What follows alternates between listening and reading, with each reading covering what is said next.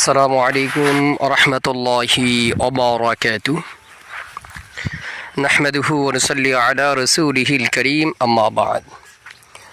সম্মানিত দিনী ভাই বোনেরা, আপনারা আশা করি কেমন আছেন? আশা করি আল্লাহ সুবহানাহু ওয়া তাআলার রহমতে সকলেই ভালো আছেন। আমিও আল্লাহ সুবহানাহু ওয়া তাআলার রহমতে খুবই ভালো আছি, আলহামদুলিল্লাহ। সম্মানিত দিনী ভাই বোনেরা, আজকে আপনাদের মাঝে একটি বিষয় নিয়ে আসলাম। অত্যাধিক চমৎকার একটি গুরুত্বপূর্ণ বিষয়।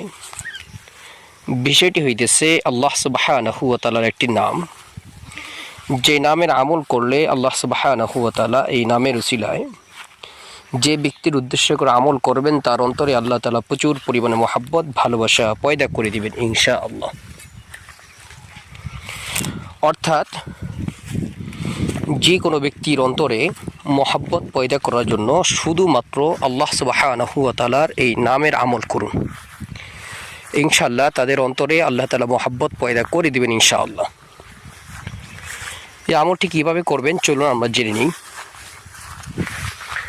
আমলটি হলো 5 ওয়াক্ত ফরজ নামাজের পরে, 5 ওয়াক্ত ফরজ নামাজের পরে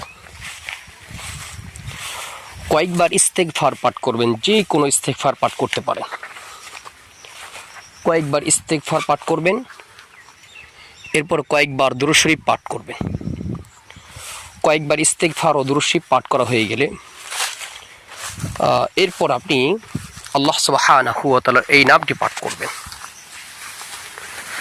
আল্লাহ সুবহানাহু ওয়া তাআলার গুণবাচক নামটি হইতেছে ইয়া মুঈদু, ইয়া মুঈদু। আল্লাহ সুবহানাহু ওয়া তাআলার এই নামটি পাঠ করবেন 400 বার। আল্লাহ সুবহানাহু ওয়া তাআলার এই নামটি পাঠ করবেন 400 বার। এরপর আবারও কয়েকবার ইস্তেগফার ও দুরূদ শরীফ পাঠ করে আল্লাহ পাকের নিকট দোয়া করবেন। ইনশাআল্লাহ এই আমলটি করার দ্বারা যে কোনো ব্যক্তির উদ্দেশ্যে আমল করবেন, আল্লাহ তাআলা তার অন্তরে আপনার জন্য প্রচুর পরিমাণে মহাব্বত, ভালোবাসা পয়দা করে দিবেন ইনশাআল্লাহ। এই আমলটি অত্যাধিক চমৎকার এবং পরীক্ষিত। পাশাপাশি আপনাকে অবশ্যই জেনে রাখতে হবে যে এই আমল করার পরেও কাজ হয় না কেন। শুধু এই আমল না, কোরআনি বহু আমল এবং তদবির করেও যাদের কাজগুলো হয় না, বশীকরণী কাজগুলো, মহাব্বত বৃদ্ধি করার কাজগুলো কেন হয় না, এই বিষয়টি অবশ্যই আপনার জানা দরকার। এই বিষয়টি জানবেন কিভাবে, আমার চ্যানেলে একটি ভিডিও দেওয়া আছে, দেখবেন। আপনারা সেখান থেকে দেখে নেবেন এবং সেই অনুযায়ী নিয়ম পদ্ধতিগুলো মেনে আমল করবেন, ইনশাআল্লাহ অবশ্যই আপনাদের কাজগুলো হবে।